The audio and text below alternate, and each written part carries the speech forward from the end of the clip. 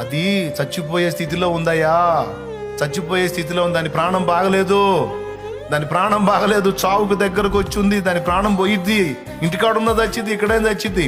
కానీ నేను వెళ్ళి కాడెత్తగానే వచ్చి కాడి మెండేసుకుంది చూడయ్యా. అది ఎప్పుడు నాకు ఎదురు చెప్పని ఎత్తు, తుది శ్వాస విడిచేంత వరకు నా కోసం ఖర్చు అయిపోయిన ఎత్తు.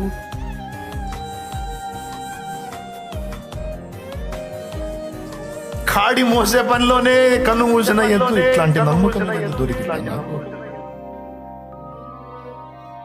ఏడ్చాడు బోర్న. దైవజనుడికి సిగ్గేసింది.